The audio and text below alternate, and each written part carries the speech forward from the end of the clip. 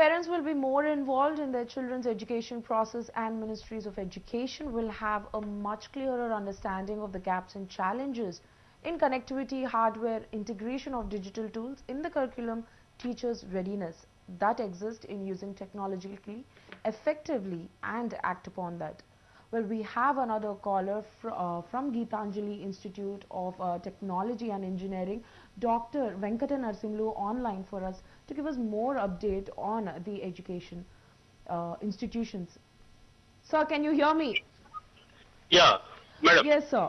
My question to you is, what is the preparedness of the education system right now? Since the government said they are going to consult everyone in July and then think about reopening the colleges, schools, as a matter of fact, any educational system. What is the preparedness of the faculty and what assurance is the faculty giving to the parents?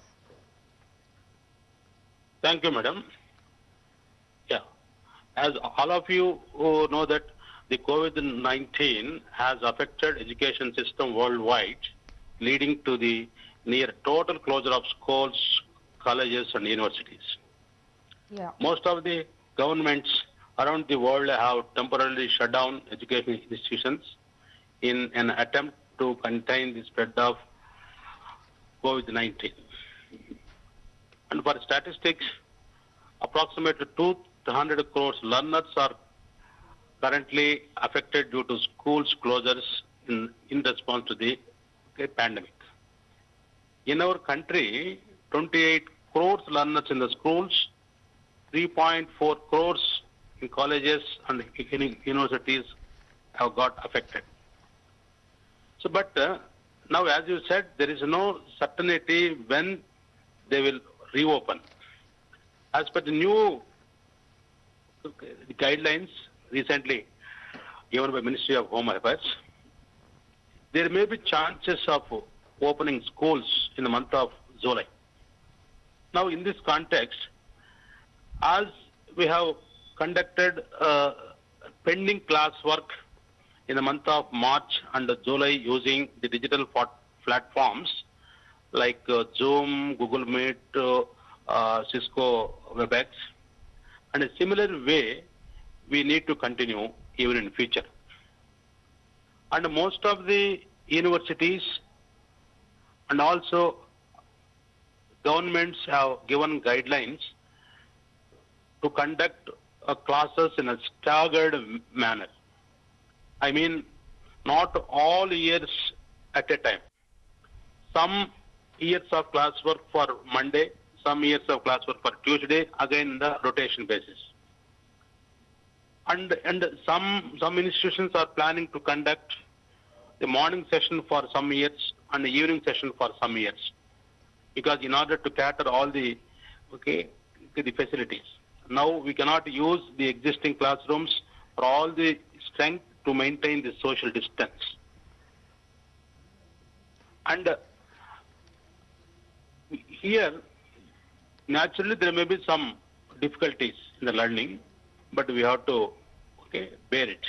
Also, I would like to know what are the measures that the educational system are taking right now. Like, how prepared are they to welcome the students back into the premises of college? As we can see that college is filled with students. Like, there's a lot of movement, there's ground, there's field, there's play. There are a lot of classes that's happening. Yes. How are they going to maintain social distancing? As per the guidelines prescribed by the government, managements are disinfecting the total environment, and they are providing the masks in some cases and also sanitizers in everywhere, in every classrooms, laboratories and cafeteria, sports area, and also even in the buses also disinfected.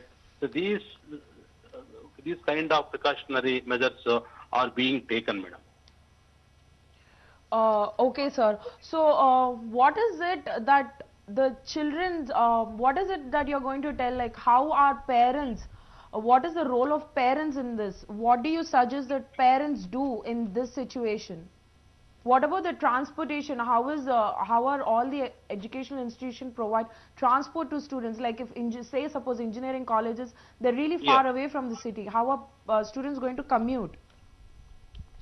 Yeah, the transportation is not a problem, madam. Thing is, all all year students cannot come at a time because now to maintain the social distance, even in the bus, three students cannot sit in the one seat. Maximum one student only can sit in the one seat. So thereby, all students cannot come board in the bus and attend the classwork. So that is the reason. For example, if you take first year students comes on Monday, then they don't come on the Tuesday. Tuesday will come to second year students. Wednesday will come some third year students. Like that, all this transport, the facilities will be optimized and utilized. Okay, you've spoken some concrete changes in transportation, Mr. Venkat Narsimlu.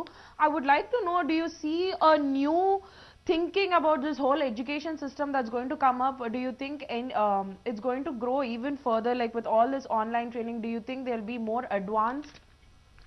Yeah. See, madam, so so far we are all habituated for traditional classroom classes. Traditional classroom classes have an advantage when it comes to discipline and motivation. Yeah. The structured schedule of attending classes and routine face-to-face interaction with the instructor helps students develop social skills, discipline, and routine activities. Now, in contrast, online classroom allows you flexible schedule as one can study from through discussion boards and video charts.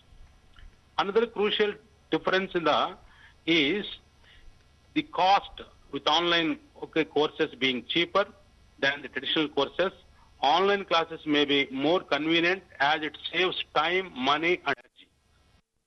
Whereas in the traditional classrooms, instructor can act as a mentor and a guide. Instructor will have live feedback on whether the student is understanding or not. So many students now, the intelligent students, in addition to traditional classrooms, they're also enrolling on the online courses, like namely MOOC courses prescribed by the government.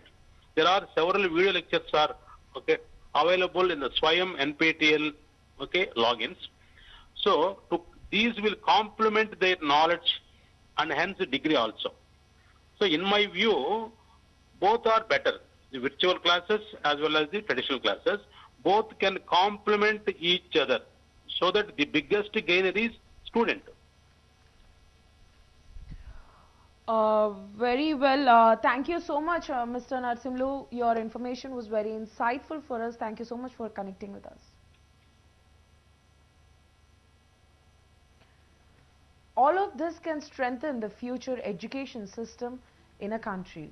The structure of schooling and learning, including teaching and assessment methodologies, was first to be affected by these closures. Only a handful of private schools could adopt online teaching methods.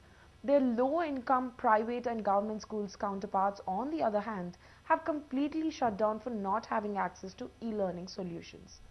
The students, in addition to the missed opportunities for learning are subjected to economic and social stress.